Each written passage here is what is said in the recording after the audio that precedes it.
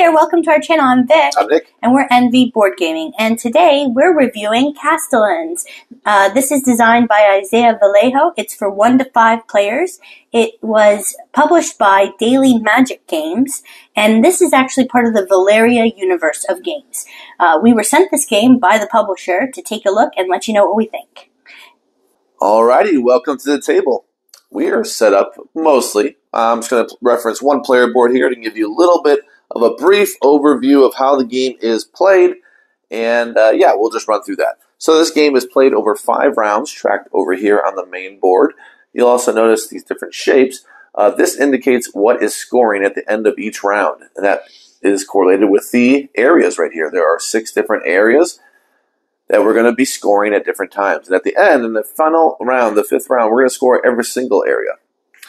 All right, so a round consists of 3 phases. We have the drafting phase, where we will take, in turn order, we'll be able to take and draft any of these dice. These will be rolled by the first player, and then you can take these and slot these on your player board. I'll focus a little bit on the player board in a moment here, just going through the phases. So we're going to take one and then slot it on our player board. It's going to go around until there are just 3 left, and those 3 remaining might be used during a round, but they're going to be slotted right there at the top of the board as the 3 that were not used for that round. So once everyone has their dice, different amount of dice based on player count, but I just had a little 2-player count right there. Once everyone has their dice, we are going to pick actions to do with those dice. You get bonuses if you take certain dice actions. So let's take a little closer look at the player board for that. We have a recessed player board, so I'm just going to hold it up like this. On our player board, we have our resources down here. These resources, these are technically the resources, and this is the money. They have a little mark to show you where the resource starts with. So in this case, coins start with 2. We have wood, stone, food, and magic. I think there's another word for that. Mana, maybe? We have all that. The only thing interesting about these is that this resource here is technically a wild resource. However, you have to spend at least one of the resource you're trying to spend in order to use this resource, this wild resource. So these are our resources here. You see we have some things blocking the gold, so you can't get past a certain threshold, but we can unlock them. I'll explain it here in a second. And these are our actions right here. The game comes with a mini rules so you can learn every action, what they do. But I'm going to run through them very, very, very quickly because there is a lot to cover. Wharfing, we can ship out different things, and that would essentially you can trade goods for VP, different types of things, or you can receive goods in exchange for coins, things like that. They'll have cards slotted right here that will be changed every round. When you have something next to it, that means it's a sub-action. You'll see these dotted lines. You might not be able to see it quite on camera, but it's saying when you're done with this action, you can then do the actions to the right. So in this case, we could send a ship out or move a ship for a cost. Now, I was going to say that when you use these certain dice, you're incentivized to have drafted this dice. Take a little closer look on camera. There we go. This dice right here, which is an influence dice, it looks like that. You're incentivized to use this dice to take the action. So when you're getting those dice in the draft, you put them down here, and then you slot them down here when you use them. So if I were to use them, use that particular dice, I would get a bonus, which makes me, which lets me move up a track over here. We have 4 different tracks correlated with these different symbols. So if I wanted to move up one here, perfect. As soon as I hit different thresholds, I will get bonuses for those as well. And then you get points, whoever has the most in these different icons. Once you get up here, you can get locked as well, so no one can pass you if you get to the very top. All right, so we did the wharfing, which is exchanging goods, like a market. Think of it like a market. We have this harvesting, lets you essentially re-get everything you drafted. So when you draft wood, you get wood. So you go ahead and move up wood once. If you draft stone, you get to move up stone once. And what harvest does, it lets you do all those things again. That's what harvesting does. And it has the same condition. It prefers the magic or the mana, whatever you want to call it, in order to give you a +1 good. Here, these little houses right here, manors, they're going to go ahead and these manors are going to let you get bonuses throughout the game. So it incentivizes you to play the long game, let's say, and say, yeah, I know I'm going to do the warfing action a lot, so let's just unlock this. And this says I get 2 coins every time I do that action. So there's bonuses all across this. If you think you're going to go heavy in a certain action, you're going to go ahead and say you're going to unlock those. To start the game, we're all going to unlock one of these, and you get to pick which one. And that includes this one right here, which lets you get past 7 coins. It'll also unlock this third cargo crate right there for your warfing action. Other than that, they're all bonuses. Everything from here to here is a bonus that you can take if you take that action. This is an endgame bonus that cares about shipping or ships on the board right here. And this one is an instant action, instant bonus. You also have monuments that are done anytime during your turn. You can spend money to place these out. They will also score. So those are some of the actions right here. We have temples, very similar to that, but you can place this out. Everything has a cost listed on the board, nice and handy. These cost stone. It's going to cost more if other people are there. So essentially you're deciding what you want to do with your actions. The last one you're going to have a choice of is recruiting folks. That's the cards down here that you see. You can recruit some folks, and then they cost food as you see on the board. And you would also be able to place a citizen out. So let's go over, now that we talked about some of the actions, why are we putting these out? What's the point? Why are we putting all these things out? Well, this is a big part of this game is majority area control. So we have the value of every single piece in the game listed at the top right. Lucky for us, everything is worth 1 point as far as control, except windmills, which are worth half. So when you put these out, these tokens are giving you more and more control in these different areas. And that is important because these areas score at different round ends. So you'll get points having control over these different areas. You'll get 6 points for first place, 4 points for third, 2 points for third in a 4-player game. So you do want these different areas. That's going to score that. The monuments are going to score every single round. They have different conditions. Those are listed on the board. I'm not giving you a full rules. I'm just cutting to the chase of everything you're doing. You're going to pick these actions. You have 3 actions every round because remember you drafted 3 dice and you need to use those dice for actions. So 3 dice, so that means we have 15 turns. However, things do have sub-actions. They do have anytime actions, as I talked about with the monuments. So there will be more than those 15 actions you'll notice because you're doing different things. Like I said, at the beginning of the game, we pick where we're going to go. And with these, and again, it gives you an ability that you check for the rest of the game. Also, whatever areas aren't taken, we're going to roll this dice, and there's going to be a neutral player that may take those over. Actually, this is going to be only in a 2-player game. So if I'm explaining a 2-player game, this is when we use that. Otherwise, in a 4-player game, there's just going to be 2 neutral player keeps, and they're just going to be in the areas that other people aren't, assuming everyone went to different areas. If not everyone went to different areas, they're just going to go to areas that are not covered. These monuments have, the 3 monuments I showed you, they have certain areas on the board that they belong, and you can see those outlined right there.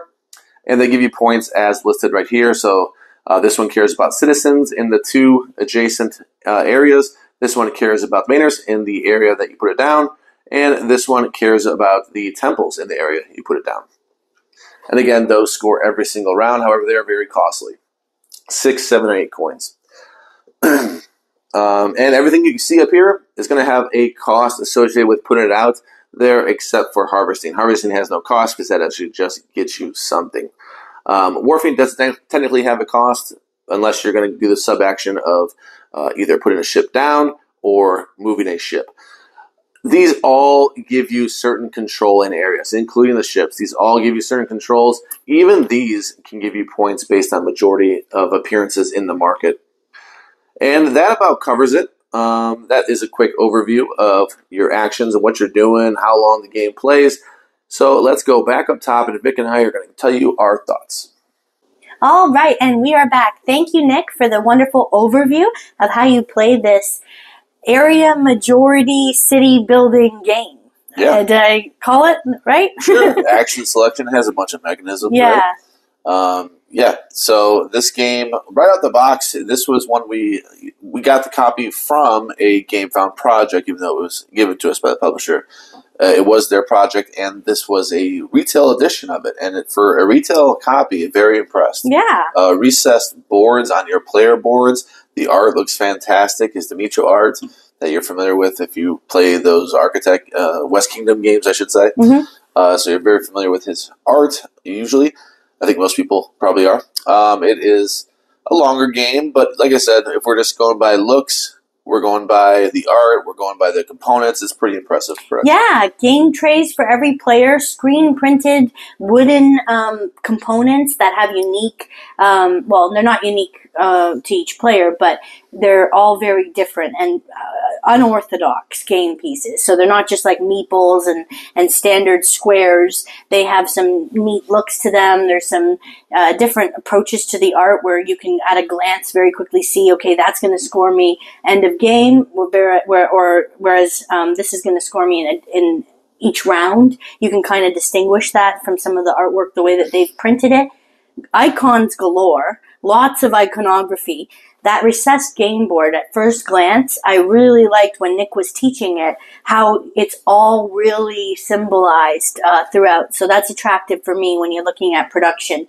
And the rules mini book for each player. Yeah. I love that. I can talk about it every day because I like that you get your own little book, and really you do want to follow some of the stuff. It's procedural, especially when you're first starting out, making sure you're taking your sub actions if you're going to be optimally playing. It's really a good way to walk through each action, and if someone has a question, they can really spend the time. I think most stuff is covered. Even individual civilians that you can get in the kingdom are even written in that book too.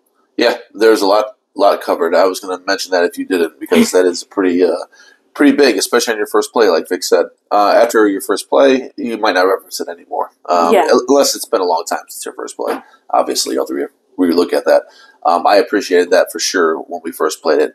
And, I don't think I looked at it ever again in any of our plays since. We've played it now with 2 players twice. We played with 4 players, 2 different couples, and got a good feel for it. And we're comfortable explaining the game right away after one play.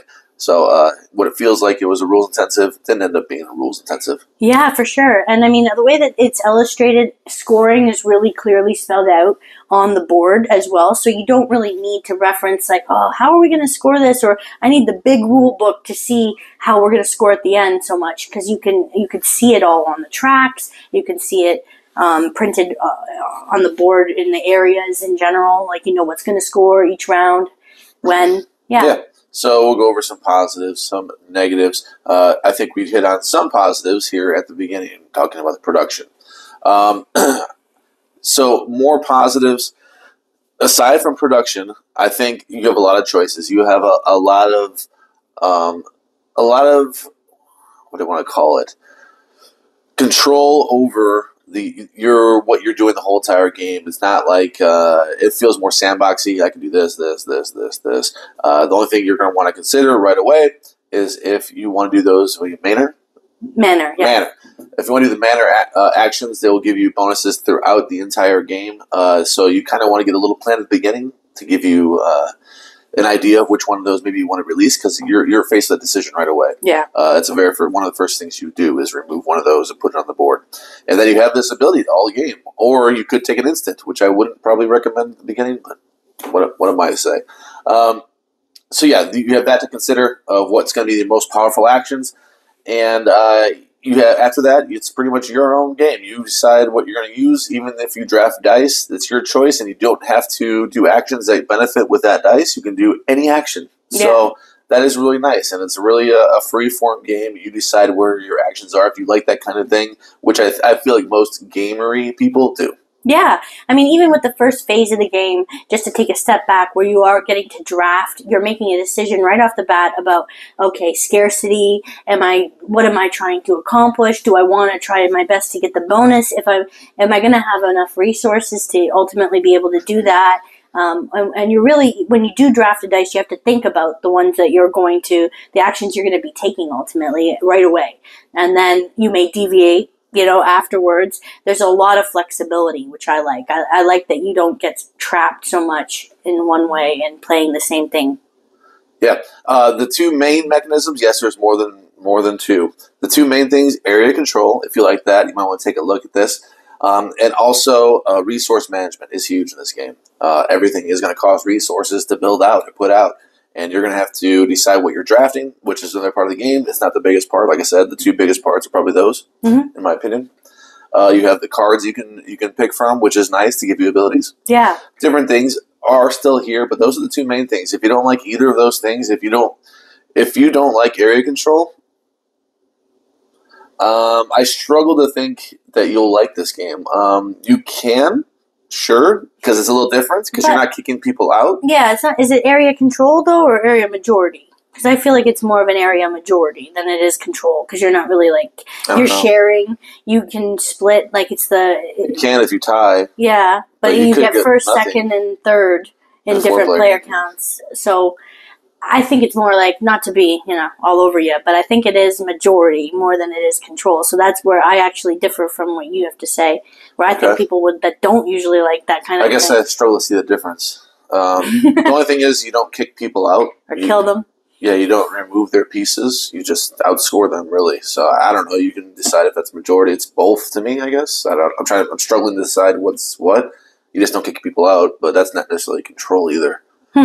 Well, you can move pieces too. Some actions allow you to do things where you're moving a ship, and then stuff. You can wait around for a while to decide where you're going to put those final buildings down. And then there's only one spot for those special ones, or there's windmill, I should say, just the towers on the outside. There's only one spot that you can put your things on along the board, and then the windmill will have 3 spots, and so you have to kind of gauge that you can get blocked out of a spot. So I guess that is control in that regard. More positives, I think the game's well balanced. I think they took a lot of time balancing this game, and what I mean by that is it doesn't feel like these one action's super overpowered.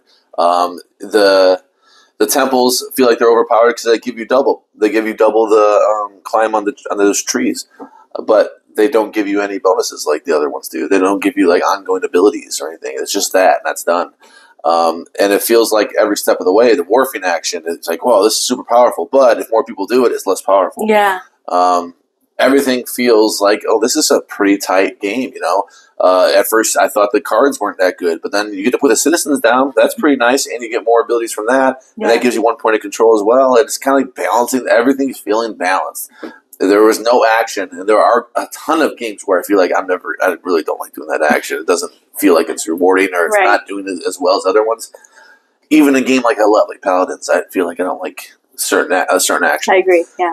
This one I didn't feel like that. I feel like all the actions were completely viable, which is awesome. And I was definitely impressed as I was playing it because of that, thinking that I like all the actions. At first, maybe I didn't like Warfing. Now I'm warmed up to it and all these different things. Everything's clean. Yeah, even harvest, right? Harvest. You're just getting basic resources. Well, if you get the manor to upgrade that, it's suddenly pretty boss. It's pretty good. And they're getting access to those dice that were undrafted can be pretty spiffy as part of a draft strategy. So there's an evolution of strategy with different parts of the game. Tracks, that ultimate placing on the track of where you want to get the top position. Because at the end, for the tracks, when you get to the top, you can't be overridden. So there could be some I got to get up that track and get at a certain point. You're going to get boons as you go up as you progress. There are milestones that will trigger off bonuses, but you also just want to get to the top spot because of the scoring that occurs at the end. And there's just so many points that seem to come in a pretty standard way. I will say I like that there wasn't too much creativity with how each building scores, where you're suddenly doing crazy calculations. Oh, that would get so annoying. The only thing you really have to think about is windmills being half. And I guess if people are nice and they can lay their stuff out maybe together, it's a lot better than just when people just throw their stuff down in an area, which I've been guilty of. But it's good it's pretty easy to score each section. It's not impossible where you're like, this sucks. I don't like the scoring part personally, but you're the one who does a lot of that work. So how do you feel about that phase of the game? So if you want to start getting negatives, I'm happy one of them. So let's get one more positive before we go there. For me, another positive is how much I felt I was considering different things. every action, especially toward the end, where it's like you were talking about the tracks just then, and you get to lock that track. Well, so when you lock that track, that means there's no real use to go up it anymore. That means you don't really want the symbol anymore. But sometimes you still want to go there because you're controlling that area. So you're trying to weigh these things like, oh, it's going to give me the symbols I don't want. But if I have majority, I get all these points, and everyone's fighting over these different areas. And you're like, oh, if they go, they're going to go here. And then I'm going to lose out on all those points. What's better for me, to skip out on that or skip out on this? And I'm weighing these options. So I'm like, this is just this is a pretty rich game. Yeah, I agree. There is a lot of depth there with the decision making, how you want to evaluate the trade-offs between things. And, doing actions based on the draft of the dice too, like getting that bonus. I find it awful to not get the bonus. I would rather not even do the action if I can avoid it, So that's clever. I like that. All right, so we got some negatives. Started us off. So you said the scoring. The scoring does take a little long, especially at 4 players, because you have a lot more colors to look at.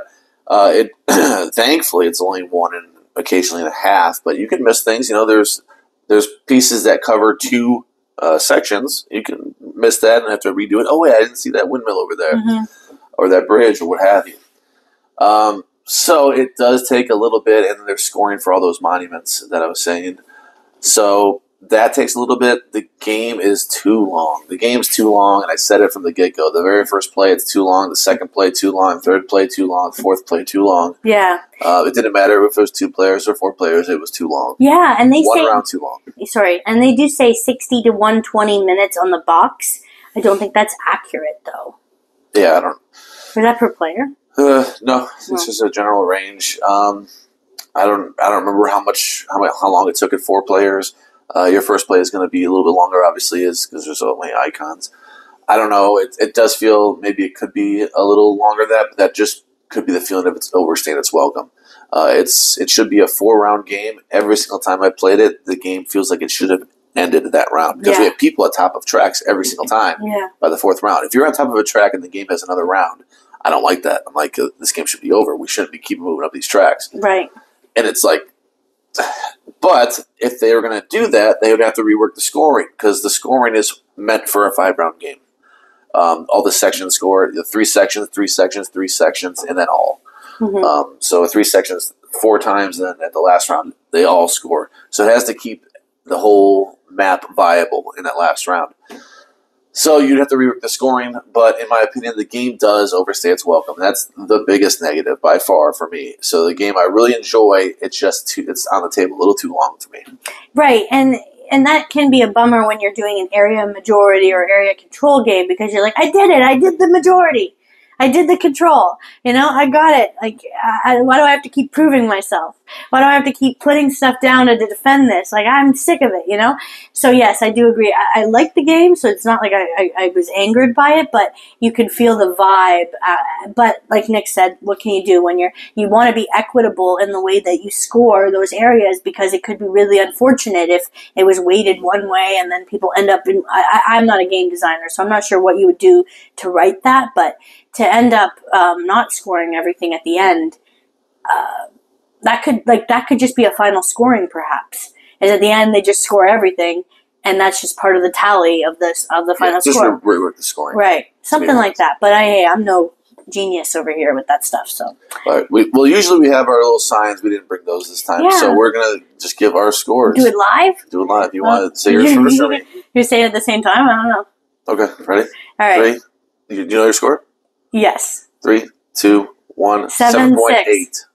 All right, so 7.8, 7.6? Yeah. Okay. So we're in that range. Let's call it 7.7 between us because we're right 0.2 of a difference. That's funny.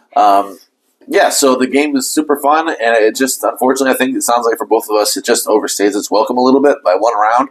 But, if you got time, you can just, it's not like I hated it by the round. It's just like I feel like, okay, I'm done. I want to, move on. Yeah, we got it. Else. Yeah, we can't play this. It's a 4-round game. It's not a 5-round game. You only stare at that circle for so long. And everyone agreed that we played with 2 different couples and ourselves, and it's still the same outcome. It's like this is 1 round too long, right? Yeah, but beautiful game overall, well received, easily picked up by people. I would say it's not too heavy of a game to play. I would say give it a try if you're into those mechanisms or you want to see something. I'm not sure what this retails for cost-wise, so I don't know value. I can't say much about the value because we obviously received this as a review copy. But if this is the retail and this is not even the Kickstarter or Deluxeified, I was quite impressed by recessed boards, individual game trays, and just the components itself, the rule book, as we said. The production is definitely good for a retail copy. Yeah, the gameplay is awesome. I know we played Andrew and Sam, and I'm not sure how Sam felt. She walked out, I think, at the end to take care of Vivi, but Andrew really liked it. He was commenting how he really likes the gameplay. I like the gameplay a lot. Yeah, so this could have easily been, if this was a 4-round game, this is like an 8-4. Yeah. We're still 2 times different. Yeah. So, yeah. So we're fans. Thank you so much for joining us for this overview and review. We hope you enjoyed it. If you did, please click the like thumbs up and subscribe for more great reviews. We'll see you next time. Bye-bye. Bye.